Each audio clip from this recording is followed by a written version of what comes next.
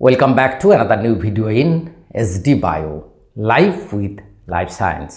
রাজ্য সরকার বিভিন্ন অনগোয়িং রিক্রুটমেন্টগুলো বা ফিউচার রিক্রুটমেন্ট যেগুলো আসবে সেগুলোকে জটিলতা মুক্ত করার জন্য একটা খুব বড় পদক্ষেপ নিয়েছে। রাজ্য সরকারের অনগ্রসর শ্রেণী কল্যাণ দপ্তর থেকে স্কুল সার্ভিস কমিশন সহ মোট 11টি সংস্থার কাছে চিঠি পাঠানো হলো।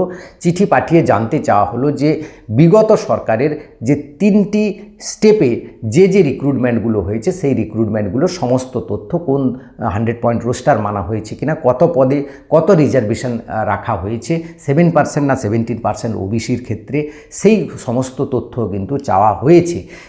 যাতে আমাদের মনে সন্দেহ প্রকাশ পাচ্ছে তাহলে এই বিগত সরকারের আমলে যারা চাকরি পেয়েছে তাদের কি ওবিসি রিজার্ভেশন বা চাকরিটা ক্যান্সেল হয়ে যাবে, বা অনগোয়িং প্রসেস যে রয়েছে সেই অনগোয়িং প্রসেসে কি 7% হবে না 17% করতে চাইছে রাজ্য সরকার। এই নোটিফিকেশান ধরে নানা রকম সন্দেহ প্রকাশ হচ্ছে। আজকে সেইটা নিয়ে আলোচনা করব। ভিডিওটা শেষ পর্যন্ত দেখো, ভালো লাগলে লাইক করে বন্ধুদের শেয়ার করে দিও, চ্যানেলে নতুন হলে চ্যানেলটা সাবস্ক্রাইব করে নিও। দেখো, রাজ্য সরকার এখানে যে অনগ্রসর শ্রেণী কল্যাণ দপ্তর, সেখান থেকে সেই শ্রেণী কল্যাণ দপ্তর গত 15/7/2026 চিঠি পাঠিয়েছে স্কুল সার্ভিস কমিশন সহ মোট 11টি সংস্থাকে। সেই সংস্থাগুলোর নাম দেওয়া রয়েছে যারা বিভিন্ন নিয়োগ করে। এখন এই নিয়োগগুলোতে 3টি ক্ষেত্রে কিন্তু চাওয়া হয়েছে সম্পূর্ণ তথ্য। এই 3টি ক্ষেত্রে কিন্তু খুব গুরুত্বপূর্ণ এবং এই তথ্যগুলো আগামী 7 দিনের মধ্যেই কিন্তু পাঠাতে হবে। অর্থাৎ আগামী 2 সপ্তাহের মধ্যে কিন্তু একটা খুব ভালো খবর আসতে চলেছে। আর 1 সপ্তাহ কেন বাড়ালাম? হয়তো আইনি জটিলতাগুলো কাটানোর জন্য রাজ্য সরকার বিভিন্ন আইনজ্ঞদের সঙ্গে আলোচনা করে একটা ফাইনাল ডিসিশন আসবে। সেইগুলো কি না, recruitment process initiated prior to 22/5/2024। কেন এই 22/5/2024? 22/5/2024-এ রাজ্য সরকারের এগেনস্টে একটা মামলা হয় কলকাতা হাইকোর্টে, যেখানে কলকাতা হাইকোর্ট 77টা জাতিকে বাদ দিয়ে দেওয়া হয়। আগের যে 66টা জাতি ছিল সেই 66টা জাতিকে ওবিসি হিসাবে মান্যতা দেয়। সেটার ফলে কি হয়, স্কুল সার্ভিস কমিশনের যে নিয়োগ বা অন্যান্য যে নিয়োগগুলো হচ্ছিল সেইগুলো প্রসেসে গণ্ডগোল হয়।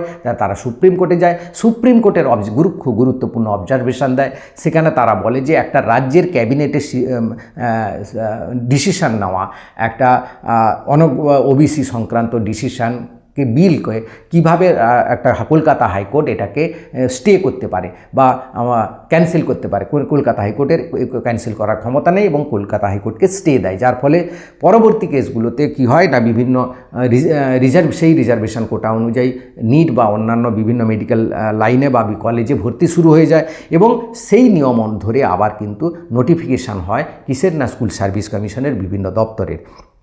এবার তারপরে যেটাকে জানতে চাওয়া হয়েছে 10/7/2024 থেকে 18/5/2026, এই যে কেন এই সময়টা রাজ্য সরকার ওবিসি সংক্রান্ত বিভিন্ন সার্ভে করে এবং বিভিন্ন সময় বিভিন্ন ওবিসি চেঞ্জ করে, নোটিফিকেশান এনে চেঞ্জ করে, একে বি করে, বিকে এ করে, বা আরও কিছু জাতিকে ইনক্লুড করে দেওয়া হয়।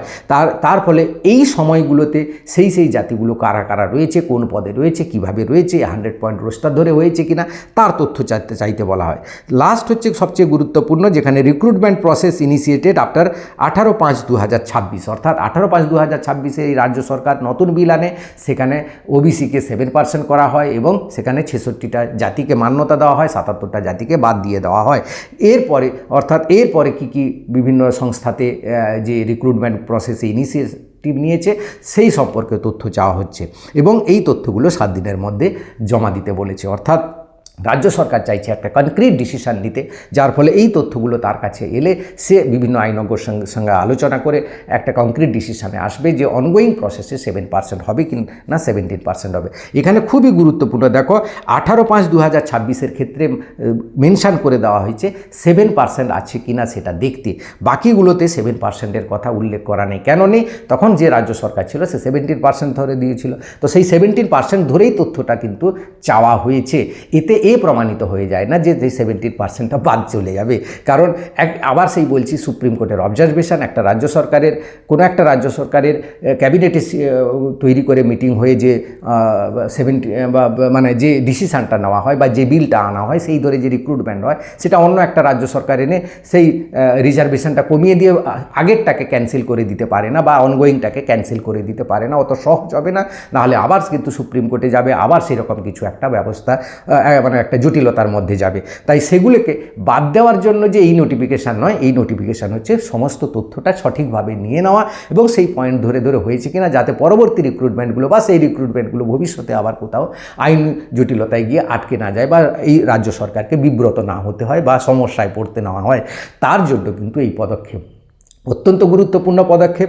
অর্থাৎ এই পদক্ষেপে আরও 1 সপ্তাহ লাগবে এবং আরও 1 সপ্তাহ লাগবে আলোচনা করে একটা ডিসিশান হতে, আপাতত 2 সপ্তাহ। এই জন্য গত পরশু দিন রাজ্য সরকারের যে আইনজীবী, স্কুল সার্ভিস কমিশনের যে আইনজীবী, তিনি কিন্তু কলকাতা হাইকোর্টে অমৃতা সিনহা ম্যাডামকে জানিয়েছিলেন আমরা 15 দিন সময় নেব এই জটিলতাটা কাটিয়ে ওঠার জন্য, এবং 15 দিন ধরে পুরো এন্টায়ার প্রসেসটা বন্ধ থাকবে। অর্থাৎ প্রাইমারি যে ইন্টারভিউ সেটা বন্ধ থাকবে, স্কুল সার্ভিস কমিশনের যে ভেরিফিকেশান চলছে বা অ্যাপয়েন্টমেন্ট লেটারের যে ভেরিফিকেশান পিভিআর সেগুলো বন্ধ থাকছে, এবং এসএসসি গ্রুপ সি গ্রুপ ডির ক্ষেত্রেও কিন্তু রেজাল্টটাও কিন্তু আবার আগামী 2 সপ্তাহ পিছিয়ে গেল। অর্থাৎ আগস্টের লাস্টের দিকে কিন্তু 15 তারিখের পর নাগাদ কিন্তু এসএসসি গ্রুপ সি গ্রুপ ডির রেজাল্ট বা এরকম বাকি ইন্টারভিউ প্রসেসগুলো এসএলএসটি নবম দশম একাদশ দ্বাদশগুলো আগস্টের মাঝামাঝি নাগাদ শুরু হবে বলে আশা করা যায়। তার আগে আশা করা ঠিক হবে না বলে আমার মনে হয়। তো ভিডিওটা ভালো লাগলে লাইক করে অবশ্যই সবাইকে শেয়ার করে দিও। চ্যানেলে নতুন হলে চ্যানেলটা সাবস্ক্রাইব করে নিও। Thank you for watching.